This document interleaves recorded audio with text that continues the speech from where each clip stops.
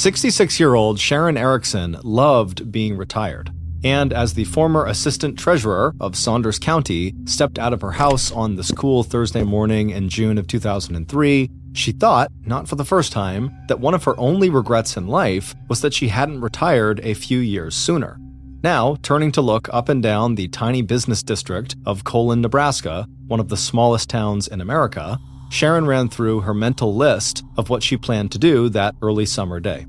After spending 37 years collecting tax revenue and keeping perfect records of complicated financial transactions, the routines that Sharon had put in place over the last 5 years of her non-working life had given her the time and opportunity to pursue her own interests and hobbies.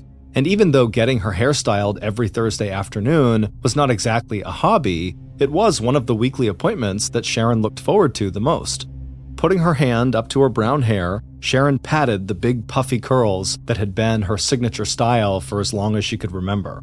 And since the hair salon where Sharon went every week to have her hair done was out in Cedar Falls, that meant an enjoyable 10-minute car ride due north to a town that was more than 4 times bigger than Colon, which clocked in with just 128 residents.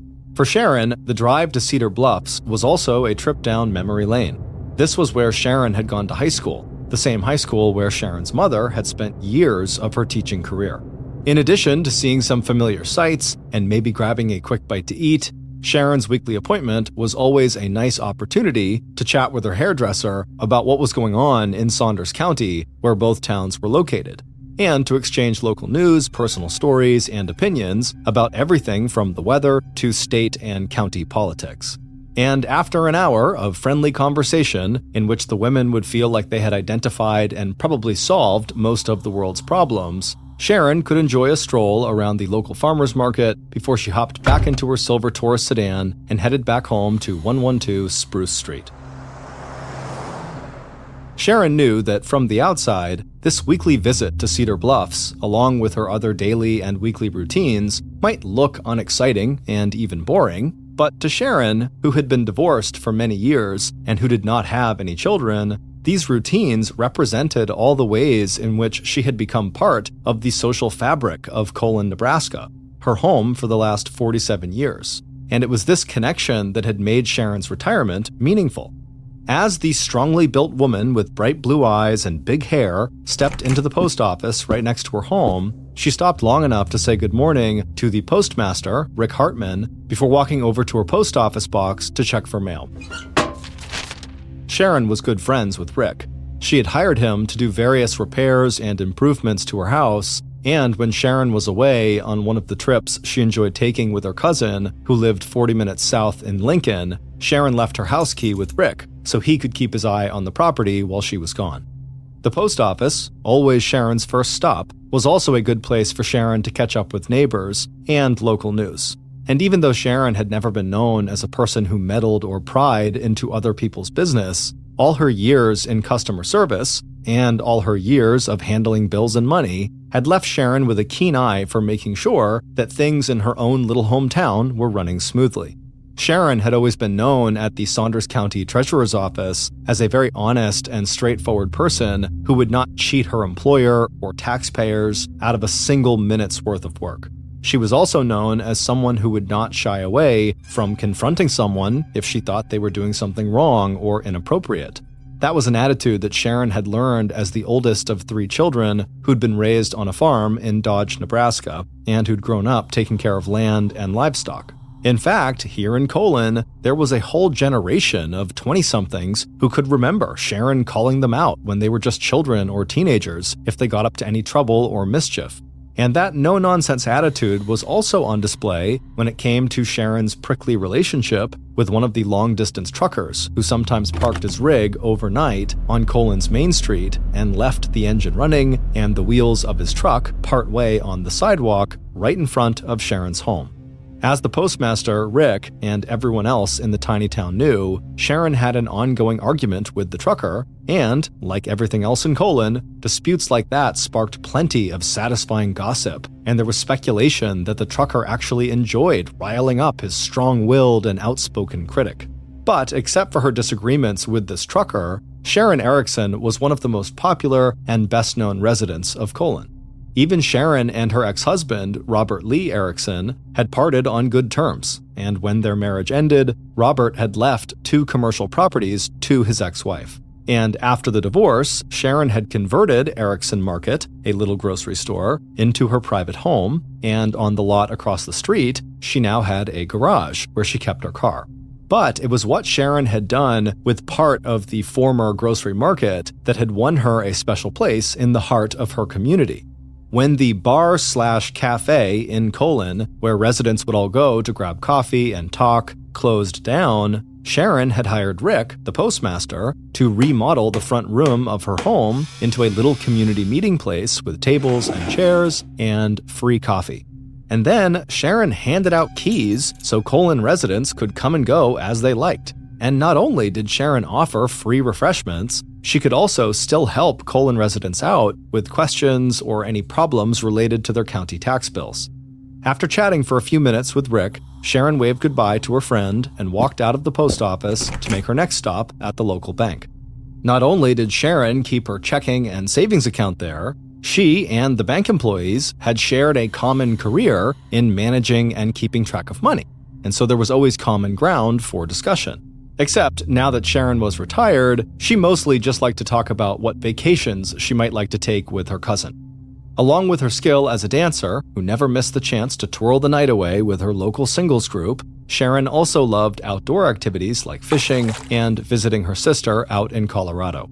By the time Sharon had arrived home late that afternoon from her trip to Cedar Bluffs, she was looking forward to the phone call that was always the final scheduled event of her day. After pulling her car into the small tan garage that was located across the street from her house, Sharon walked outside and used the remote to close the garage door. Then she turned and crossed Spruce Street to her red brick home with the big glass windows that faced onto the street. Although Sharon was not someone who scared easily, as a single woman living alone, she was very mindful of her personal safety. While she had welcomed the community into one of the front rooms of her house, that room was closed off from the rest of Sharon's house, and Sharon had made sure that her window coverings blocked any view from the street into or out of Sharon's living space.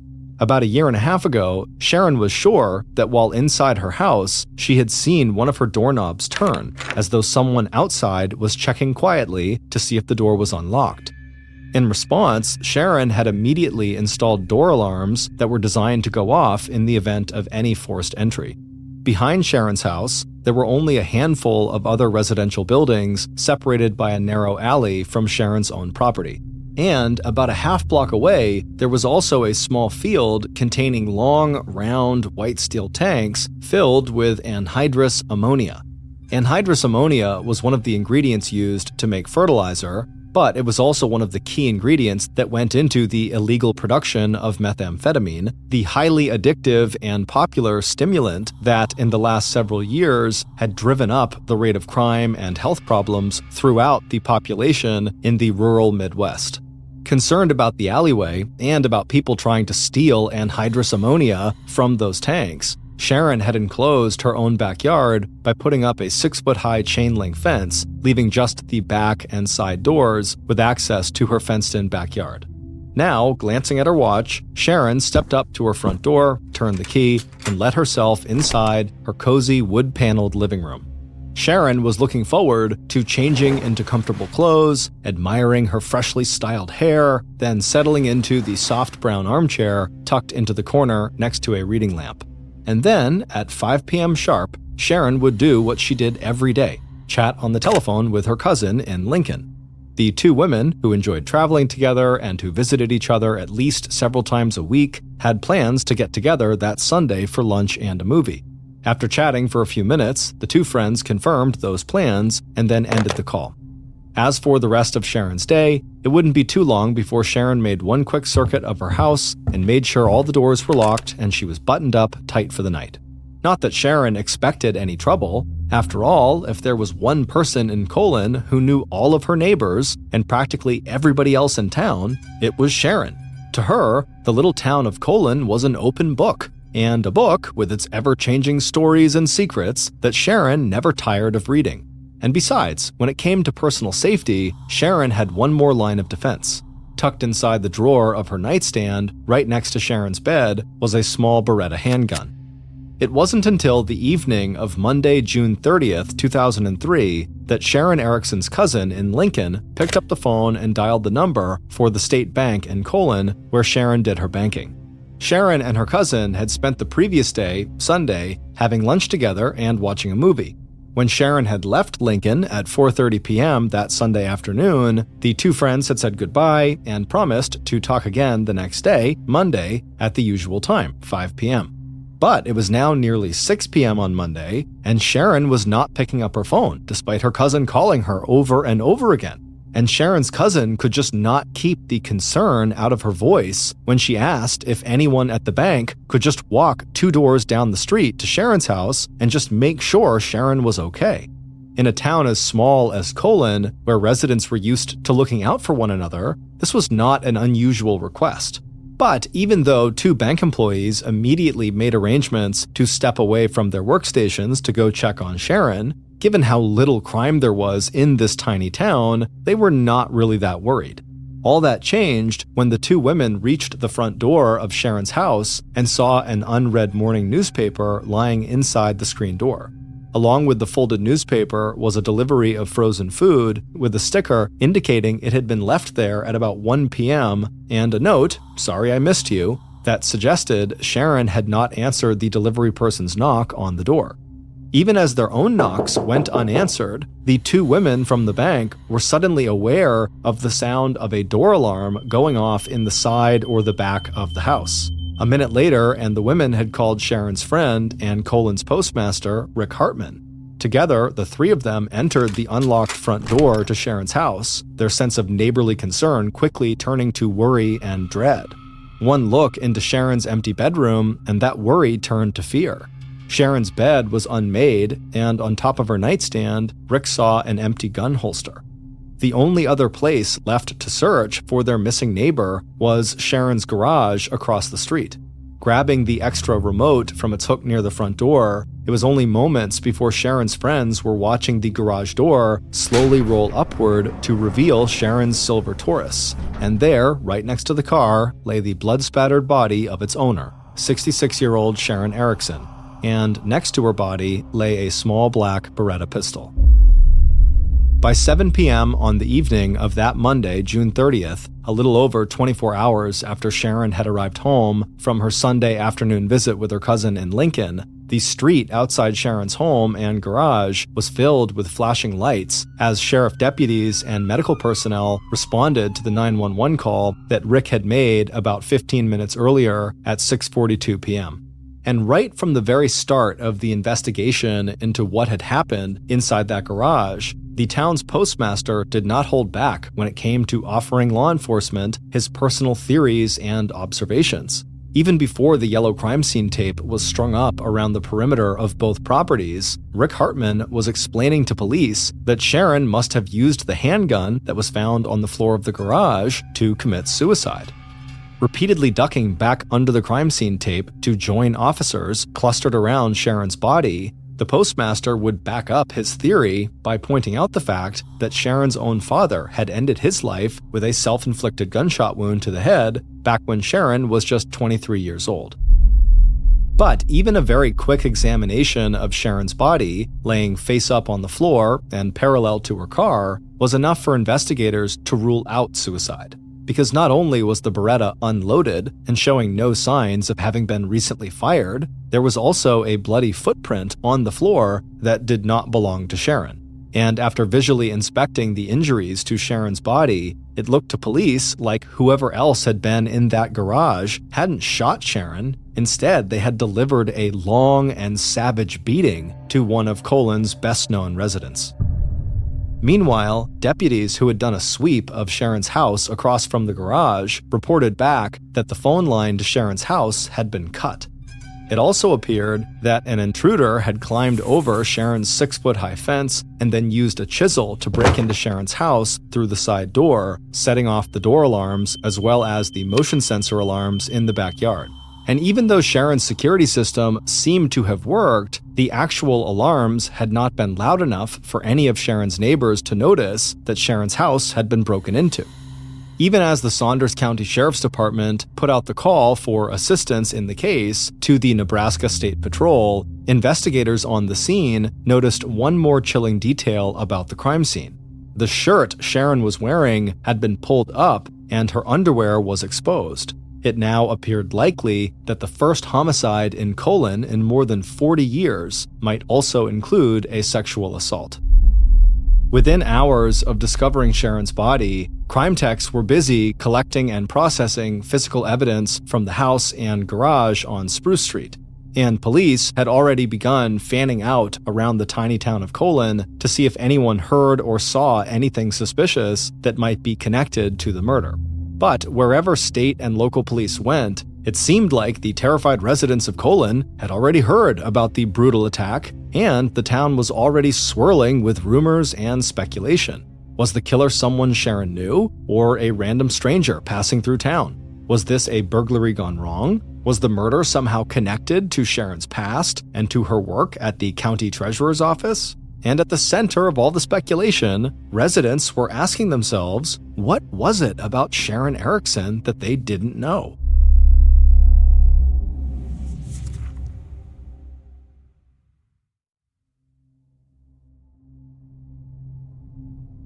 By Tuesday, July 1st, the day after Sharon had been killed, there was already one name at the top of investigators' list of possible suspects: Colon's postmaster and volunteer firefighter, Rick Hartman.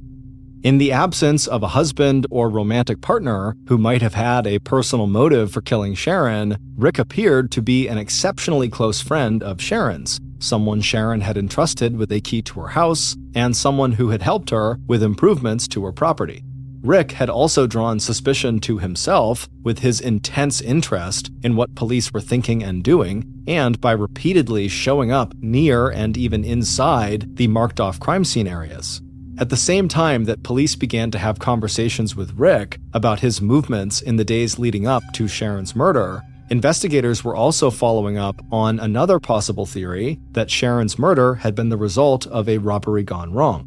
Even though nothing of value seemed to be missing from Sharon's house, investigators were looking at the possibility that the break-in had awakened Sharon, who then confronted the robber with her unloaded pistol before fleeing from her house to the safety of her garage and the cell phone she kept inside her car. It was there that Sharon had been attacked and killed. But it wasn't long before both theories, Rick as murderer and robbery gone wrong, seemed to hit a dead end.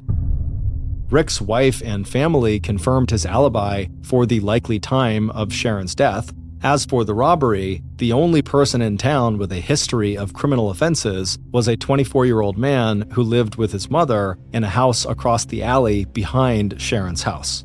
But like Rick, James Mars also had an alibi for the time of the murder.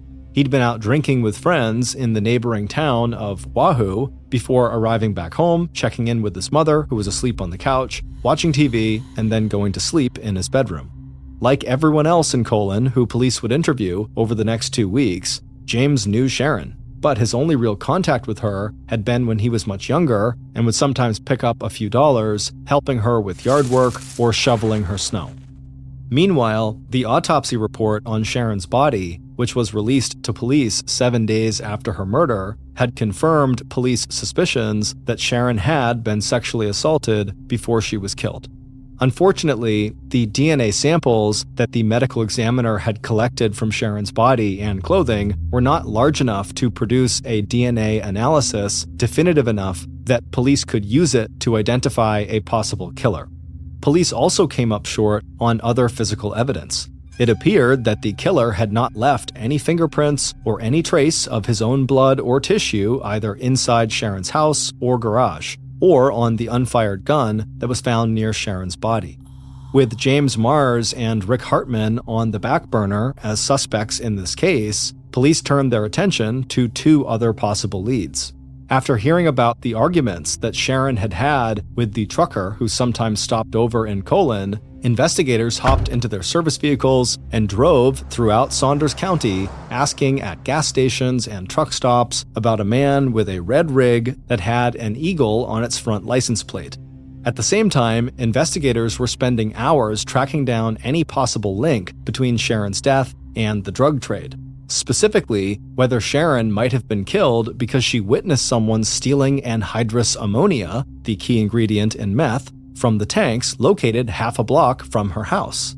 But almost 3 weeks after Sharon's murder, both of those leads had dried up too. That's when the trucker, unaware that there was an all-points bulletin out for him and his rig, passed through Colon again. But when he was stopped and questioned by investigators, the trucker presented gas and travel receipts that showed he'd been out of state at the time of Sharon's murder. By then, investigators had also failed to turn up any connection between Sharon's murder and the operators of any local meth labs. By late July, almost 7 weeks after Sharon's murder, state and local investigators were no closer to finding Sharon's killer than they had been on the evening her body had been found sprawled out on the floor of her garage. And even as the residents of Colon were becoming more and more desperate for answers, the only thing detectives had left to do in a case that was quickly starting to go cold was to send the DNA evidence collected from Sharon's body and clothing to the crime lab at the Nebraska State University Medical Center for more advanced and sophisticated testing. Investigators also circled back to Colon's postmaster, Rick Hartman, raising the possibility that his alibi was not so solid after all. And as the cornfields surrounding Colon, Nebraska ripened over the course of that hot Midwestern summer, the rumor mill inside the little town had also heated up. And at the center of the gossip over Sharon's murder was speculation that Rick and Sharon had been having an affair that had somehow ended with Sharon's violent assault and death. And in October 2003, 4 months after Sharon's murder, investigators got a tip that put Rick right back in the #1 position on detectives' list of suspects. At a recent garage sale of Sharon's furniture and other belongings, Rick had made what police viewed as a strange and suspicious purchase. Colon's postmaster showed up at the estate sale and bought Sharon's mattress. When Sharon's sister had confirmed that sale to investigators, their first thought was that maybe Rick wanted to get rid of the mattress because it contained traces of his own DNA that could link him to Sharon and to her murder. After again denying any involvement and explaining that he bought the mattress for use in his family's spare bedroom, Rick finally agreed to provide police with his fingerprints and hair samples. He also agreed to take a polygraph test, but the results of that test were inconclusive. Still, with no hard evidence that linked Rick to the crime, investigators had to let Rick go and admit, at least for the time being, that their investigation into Sharon's murder had ground to a halt. It would be another 6 months after that interview and 10 months after the discovery of Sharon's body before investigators finally got the breakthrough in the Sharon Ericson homicide that they'd been hoping for. In April of 2004, detectives received a call from the Nebraska State Crime Lab. Using a single sperm cell they had found on Sharon's clothing, scientists at the state lab had been able to isolate a complete DNA profile of Sharon's presumed killer. And to the shock of everyone who had been involved in the investigation, that profile did not match the DNA submitted by the detective's #1 suspect, Rick Hartman. Still, the new evidence breathed life and hope back into the Sharon Ericson homicide investigation, and soon detectives were once again poring over every one of the 200 interviews and 500 pages that made up the case file to see if there was anything they might have missed back in the summer of 2003. And within days, police had launched a DNA dragnet, spreading out across Colon and other areas of Saunders County to collect DNA samples from people whose names they had found listed in previous interviews, and sending each of those samples straight back to the Nebraska University Crime Lab. And just 3 weeks later, by the end of April 2004, 10 months to the day after Sharon's murder, investigators got another call from the crime lab. One of the DNA samples they had just tested was a perfect match to the killer who had left their DNA on Sharon's clothing. For the 128 residents of Colon, the name on that report would change everything they thought they knew about each other. And for years to come, Sharon's beloved hometown would become a place where people locked their doors, looked over their shoulders, and questioned the basic goodness of human nature. Based on what investigators would discover from a review of Sharon's murder file, coupled with that DNA evidence, here is a reconstruction of what police believe happened to Sharon Ericson in the early morning hours of June 30th, 2003. On the afternoon of Sunday, June 29th, while Sharon was spending the day with her cousin in Lincoln, Sharon's killer was also spending the day with their family. But unlike Sharon, whose golden years of retirement had capped a long and successful life of hard work and close friendships, on that particular day, the killer's feeling of everything going wrong in his life seemed to get worse with every passing hour. And by 1:45 a.m. on the morning of Monday, June 30th, the killer found himself standing outside the 6-foot-high fence that encircled the backyard that belonged to Sharon Ericson, a single older woman who appeared to have at least one thing the killer really needed, and that was money.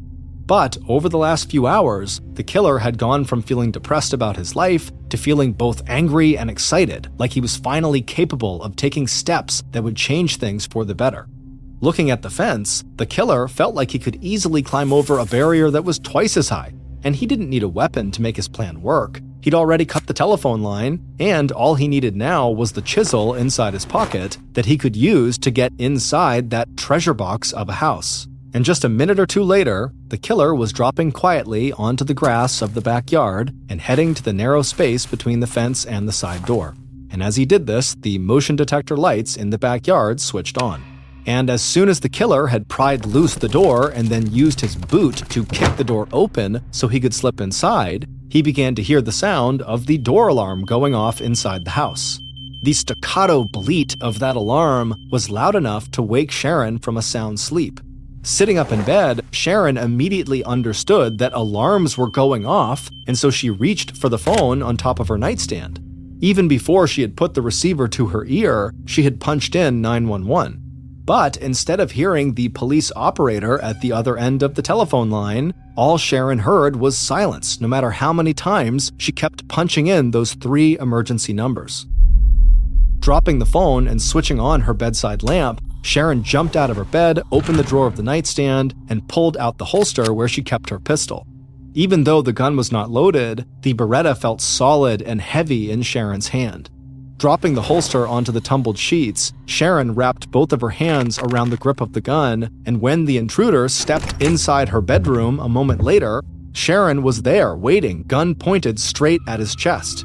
But as soon as Sharon saw the face of her intruder, her eyes widened and the gun dropped a few inches as a burst of anger ran through Sharon's body. Yelling at the man in front of her to get out of her house, to leave and never come back, Sharon stepped forward to close the distance between them. Faced with Sharon's fury and looking down the barrel of a Beretta pistol, the intruder backed up, tried to get his bearings, and tried to remember that feeling of power that had surged through him when he had swung his body over Sharon's fence and kicked her door in just a few minutes ago. But the last thing he had expected when he entered Sharon's house was this show of anger and defiance, and this voice that put into words all of his failings and mistakes. Pivoting suddenly, the killer made for the door. It turned out there was nothing worth stealing in this house anyway, and now he just had to get away. But even as the killer slipped outside and headed for the empty street, he could hear Sharon's footsteps behind him. Dropping back into the shadows, the killer watched as Sharon, dressed, carrying her purse, wearing her slippers, gun in hand, came running out the front door and headed for her tan garage 50 yards away, already clicking the remote that opened the garage door. And suddenly, the killer understood what Sharon was about to do. She must have a cell phone inside her car, and she was going to call the police, tell them who he was and what had just happened. Sprinting out from the shadows, the killer raced after Sharon and made it into the garage right behind her, even as the garage door was starting to roll back down. According to the autopsy that would be conducted on Sharon's body 36 hours later, the medical examiner would determine that the actual cause of Sharon's death was strangulation. But that came after a beating that would leave Sharon with severe blunt force trauma to the left side of her head, nose, and her left eye. Defensive wounds all along the left side of her body, along with cuts and bruising to her face, arms, and legs, all indicated that Sharon had struggled against her attacker with all of her strength. But all of Sharon's strength and all of her will to live would not be enough to save her. Before the attack in that garage was over, Sharon's killer, a man Sharon had known since he was a small child, sexually assaulted the 66-year-old retiree who had spent most of her life helping other people. Finally, Sharon's killer unwrapped his hands from around Sharon's throat. But when he looked down at his victim, Sharon's killer was shocked to find that Sharon was still alive. Exhausted, 24-year-old James Mars, who had been one of the teenagers Sharon had once scolded for getting into mischief, climbed to his feet. Stepping onto Sharon's chest and neck, he could feel her ribs and the bones in her neck start to break under the weight of his boots. He literally stamped the life out of his victim.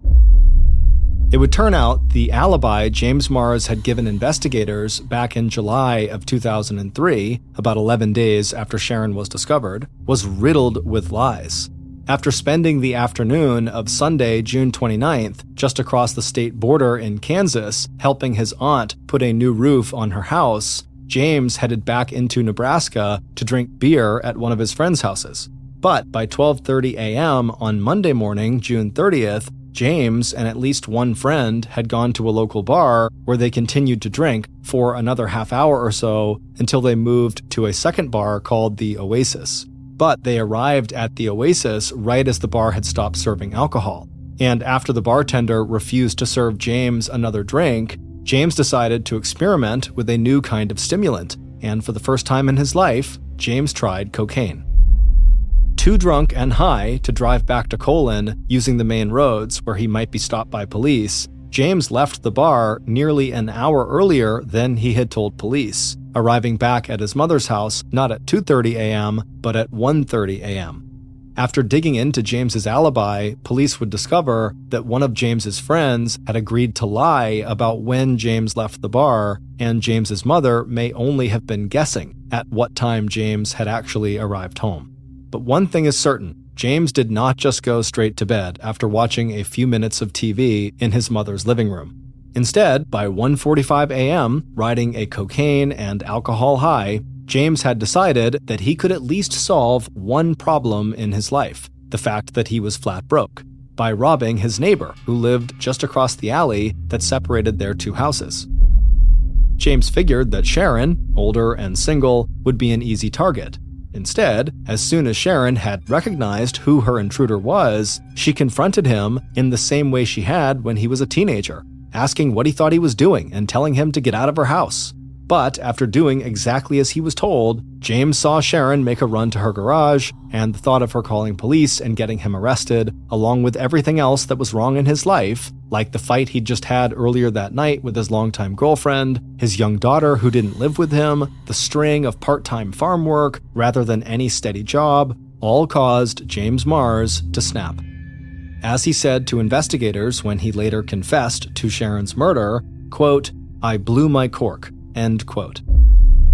It wasn't until April 16, 2004, 10 months after Sharon's murder and 6 months after James had moved out of Colon to Lincoln, Nebraska, that detectives located James, re-interviewed him, and requested a DNA swab, which he agreed to give them. 13 days later, on April 29th, James's DNA came back as a complete match to the sperm cell that was found on Sharon's clothing. 5 days later, on May 4th, 2004, James Mars was arrested and charged with first-degree murder. 3 months later, in August of 2005, James Mars avoided a jury trial by pleading guilty to a lesser charge of second-degree murder that he believed would come with a maximum sentence of 20 years in prison. Instead, in January of 2006, 3 years and 6 months after killing his next-door neighbor, James was sentenced to life in prison without the possibility of parole. Explaining the severity of the sentence, the judge told James, quote, "Nothing I can say or do to you today can repair what your actions have done. You've taken a loved one, terrorized your community, and placed residents under a cloud of fear and suspicion." End quote.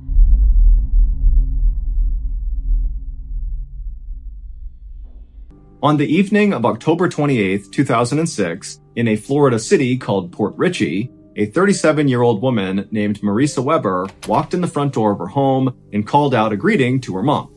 Her mom didn't call back, but Marisa could hear her in the kitchen making dinner, and so Marisa walked over to say hello.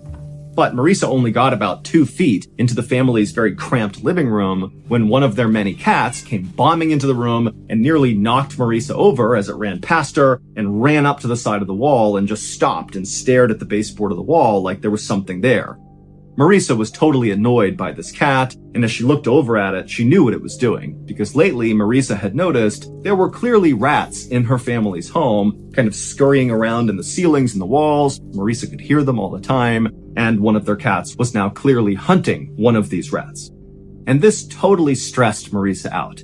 She'd actually begun taking anti-anxiety and antidepressant medication largely because of this rat infestation and really just the fact that Marisa hated living at her parents' home, but she didn't really have the means to go out and live in her own place, which she knew would solve the problem, and so she was just kind of stuck here. And so Marisa turned away from the cat and likely the rat behind the wall, and she made her way through the tight little living room into the kitchen, and she gave her mom a quick hug, and she saw her dad was also in the room as well, and he said hello to her. And then Marisa's mom offered her some food, but Marisa said, you know what, I'm not hungry, thank you. I'm just tired, I'm gonna go to bed. And so Marisa again gave her mom a hug, she said goodnight to her dad, and then she turned, walked up the stairs, and made her way to her bedroom. She went inside and shut the door. The next morning, Marisa's parents got up and they began making breakfast and getting ready for the day, but Marisa did not come downstairs, and so the parents assumed she must have left early for her job. Marisa was a secretary at a waste disposal company. And so the parents just had their breakfast and they too went out for their jobs. And then in the evening, when the parents were back home, Marisa did not come home at the time she normally would after work. But the parents were not actually that concerned right then because they figured, okay, well, maybe she left early and she came home from work early. And so we just kind of missed her on both ends. And that's why her door to her bedroom is shut. She's just come home early and she's in there and she wants to be left alone. After all, she's a 37-year-old woman. She probably wants her space. But later that night, when still the parents had not even heard their daughter moving around up there, the mother went upstairs and knocked on Marisa's bedroom door. But there was no answer. And so finally, Marisa's mom opened the door and the room was totally empty.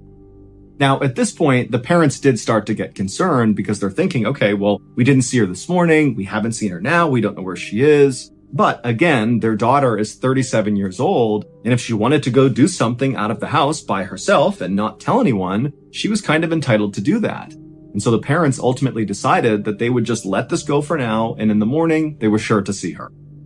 But the next morning, the parents still had not heard from Marisa, she had not come home, and now they were officially starting to panic. In particular, the mother was worried that Marisa might have been kidnapped or something going to or coming back from work because Marisa was only 5'3" tall and maybe 100 pounds, so she was really small. And so Marisa's mom called her other daughter, Gina, in a total panic, saying, your sister, she's missing. We don't know where she is. She might have gotten kidnapped. Come over and help us figure out what's going on. And so Gina came over to the house. And when she came inside, she told her parents, let's stay calm here. Marisa, she's 37. I'm sure she's fine. Let's search the house and see if there's some note or something from Marisa explaining where she is and what she's doing. And so the family searched the whole house, starting with Marisa's room, but they couldn't find anything that gave them any clues about what happened to Marisa. But they did eventually find Marisa's purse that was still in her room, and when they opened it up, they saw her wallet was still inside. And so that sent up a huge red flag for the family. They're thinking, why would Marisa go anywhere for an extended period of time without her wallet? That made no sense. And so at this point, the family did call the police and they reported Marisa missing. But the police got nowhere on the case. And so on November 9th, so 12 days after Marisa had said goodnight to her parents, gone up to her room, and then vanished, the family was at a total loss for what to do.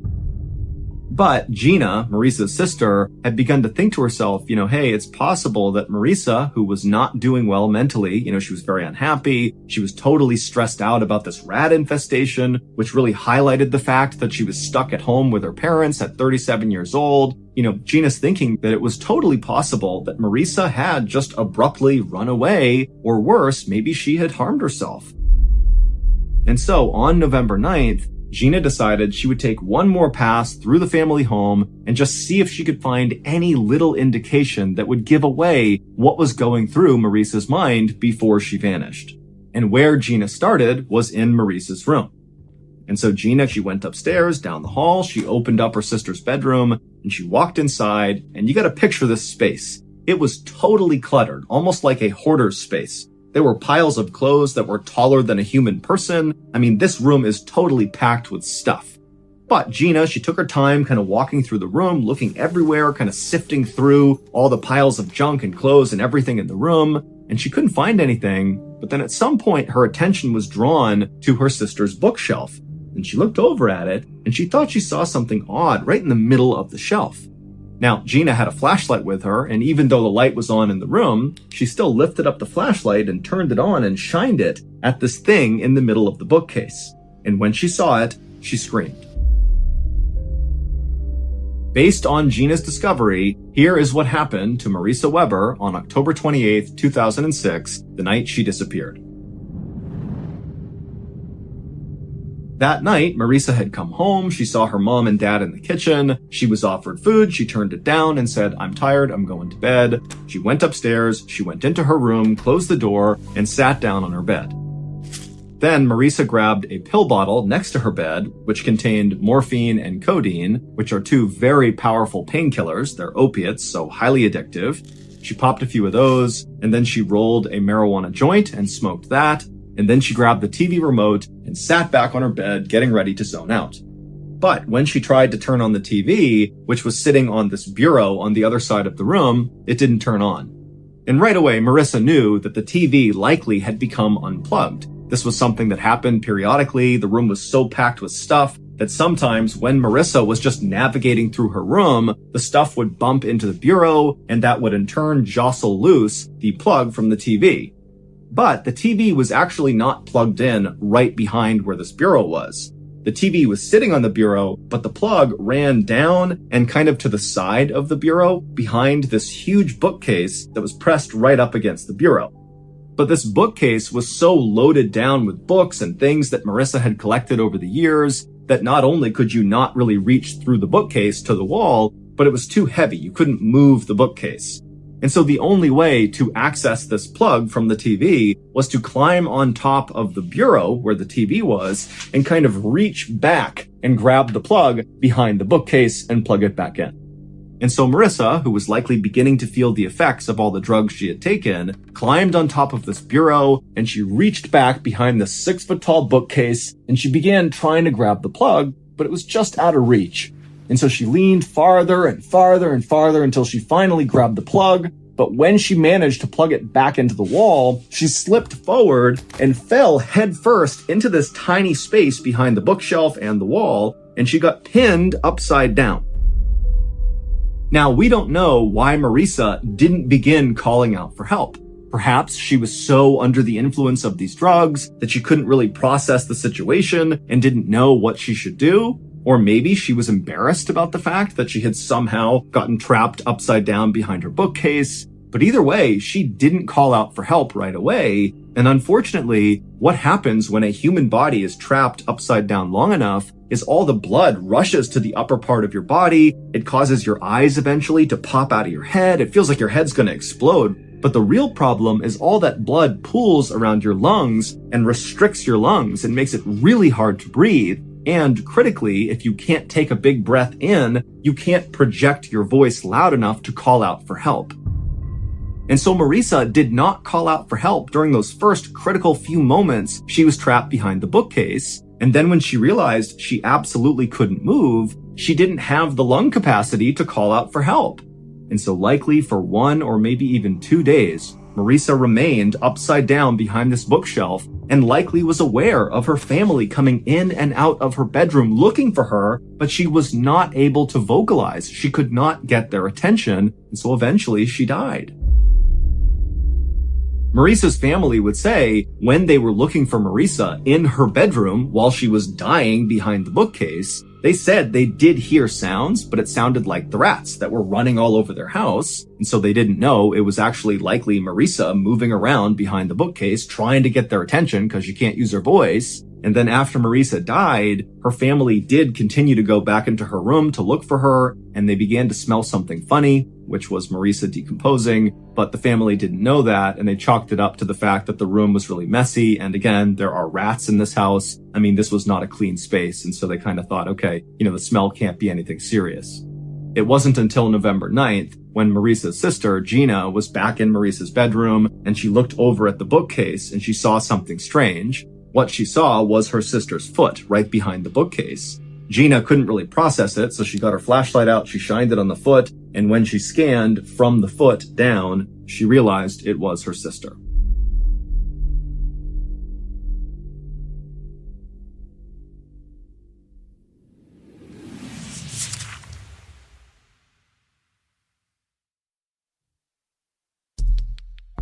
Our next story is called Digging Sounds.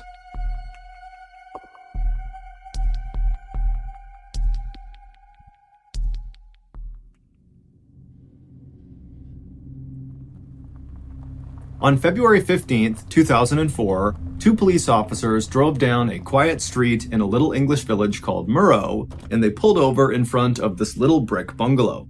Earlier that day, a neighbor who lived on this street had called the police to report hearing a strange digging sound coming from inside of this bungalow.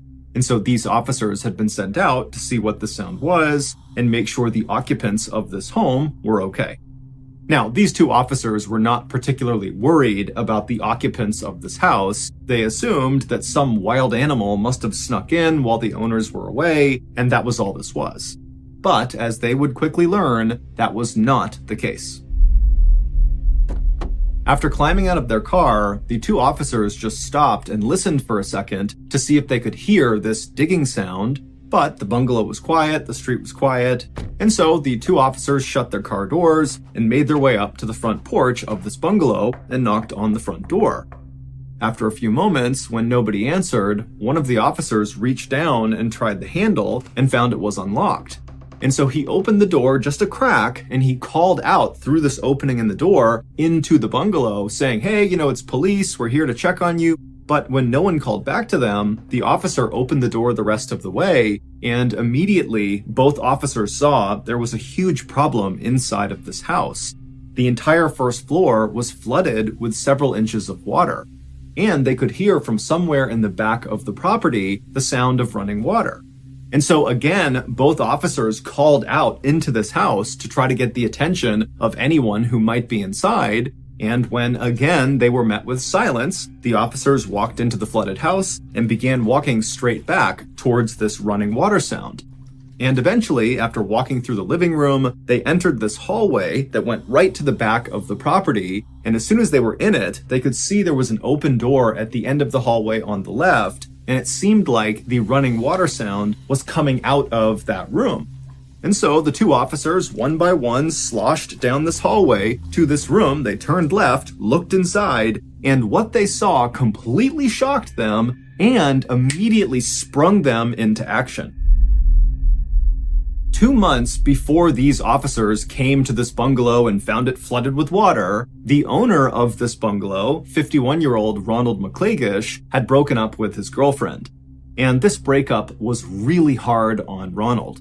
He was already divorced, he was totally broke, he had loads of health issues like bad asthma, he had some liver issues, and just generally he was someone who was kind of physically frail.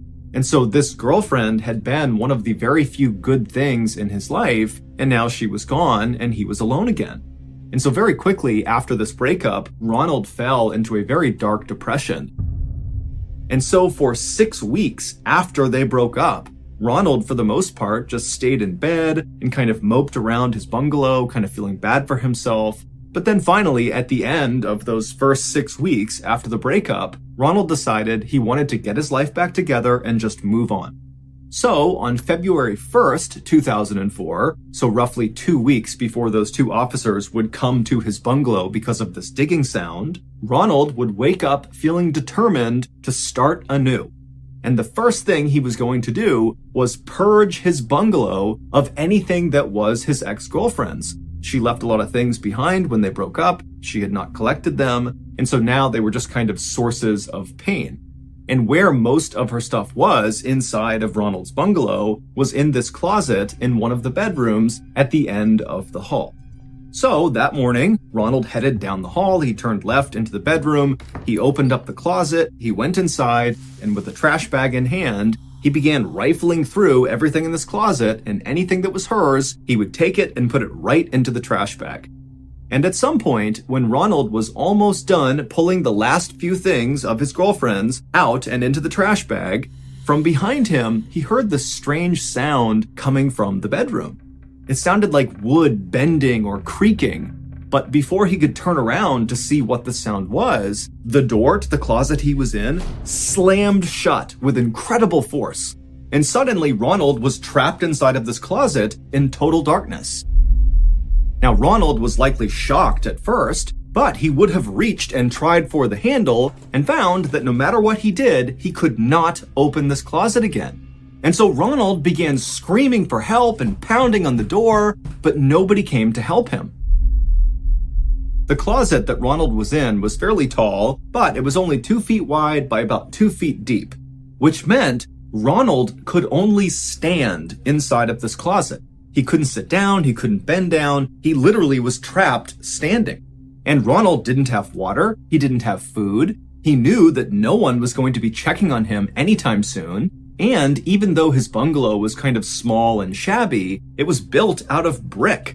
And so the likelihood that his calls for help were penetrating outside loud enough that people could hear them and that they would come in and rescue him was pretty slim. And so at some point that evening, Ronald realized he needed to do something different if he was going to get out of this closet. And so above him were a series of pipes across the ceiling.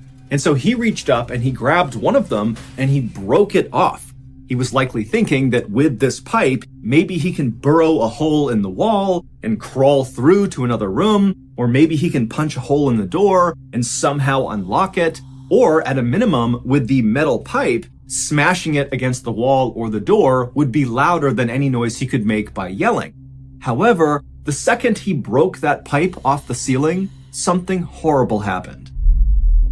The pipe he broke was a water pipe, and as soon as it was broken, icy cold water began pouring down directly on top of Ronald's head and face.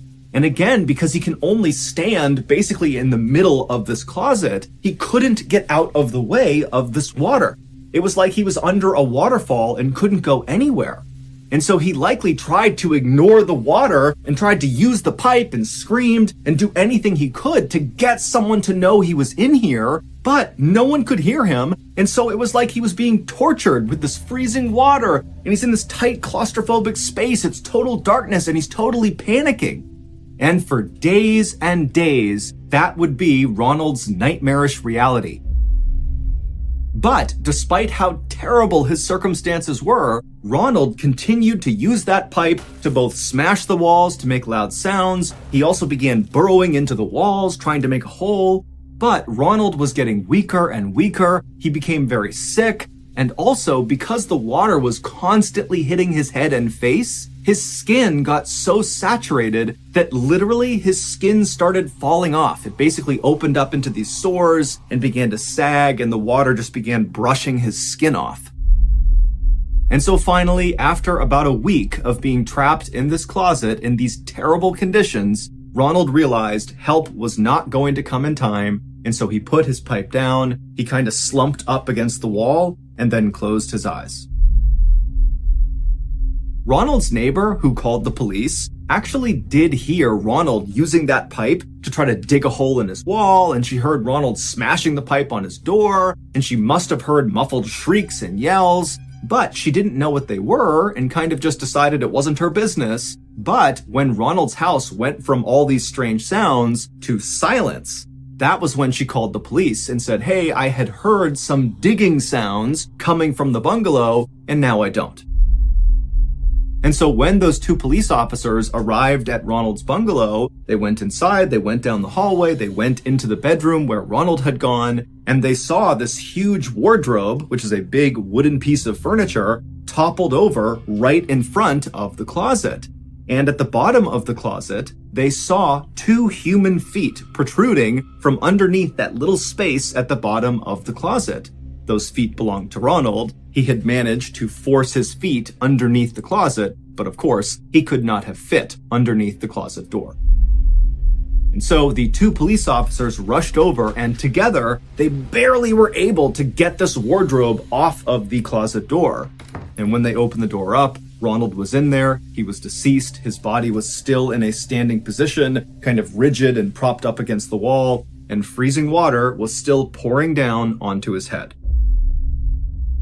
It would turn out no one had intentionally trapped Ronald. Instead, his wardrobe was just unstable, and it happened to topple over at the worst possible moment.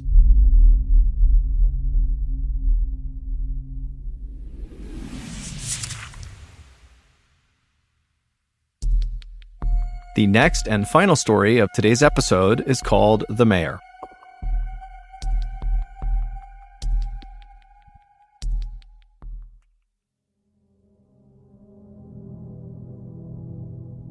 In April of 1979, a 69-year-old woman named Monica Myers was appointed mayor of a little village called Betterton in the U.S. state of Maryland.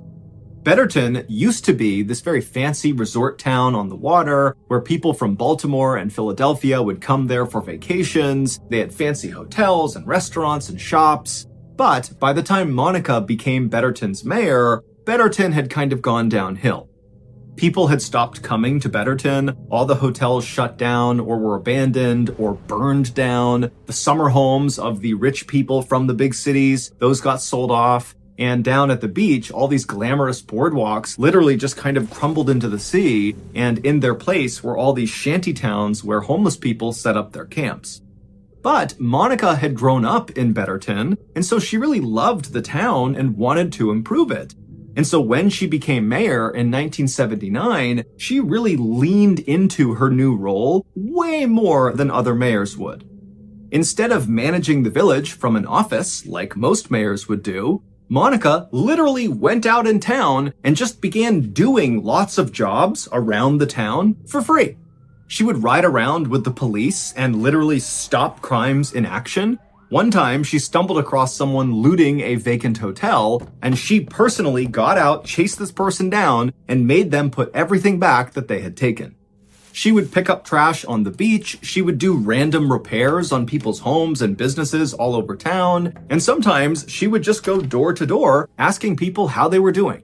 And so very quickly, the people of Betterton really grew to love Monica, and they loved seeing her every single day just out and about making Betterton a better place.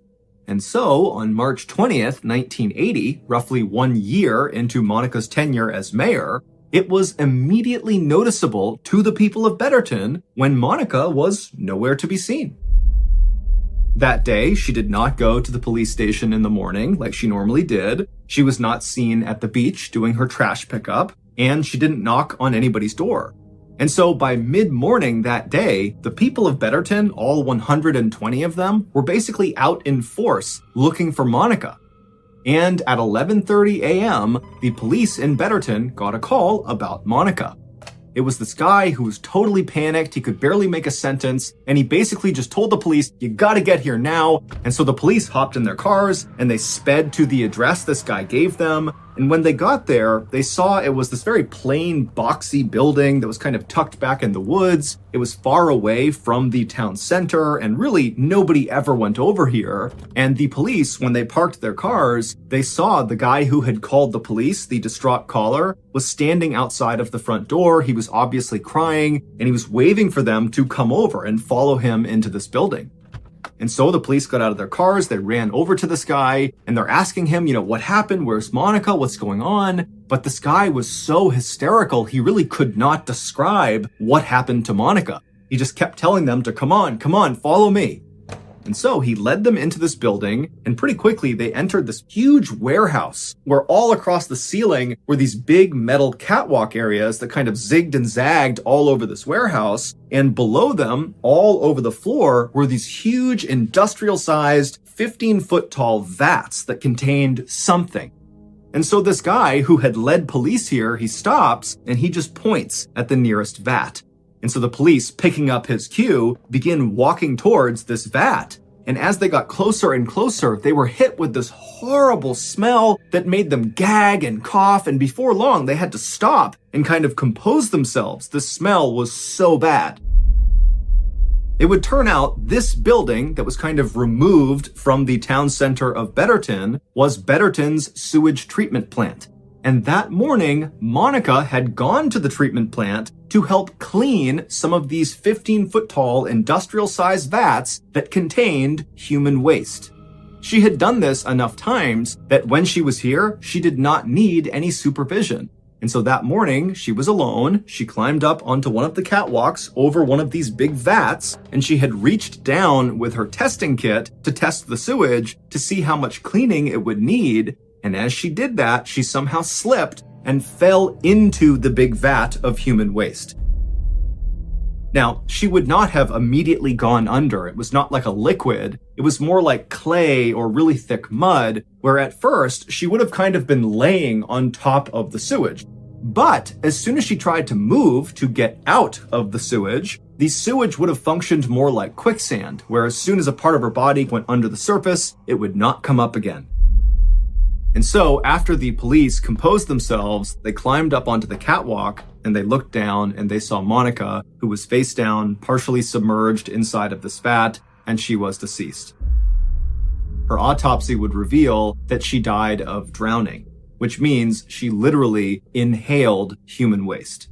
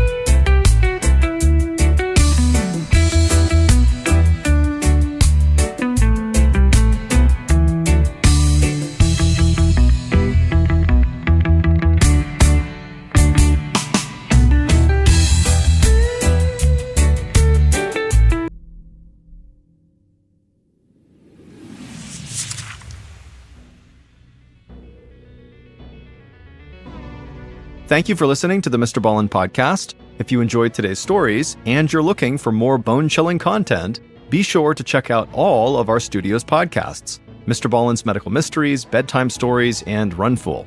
Just search for Ballen Studios wherever you get your podcasts and you'll find them all. Also, there are hundreds more stories like the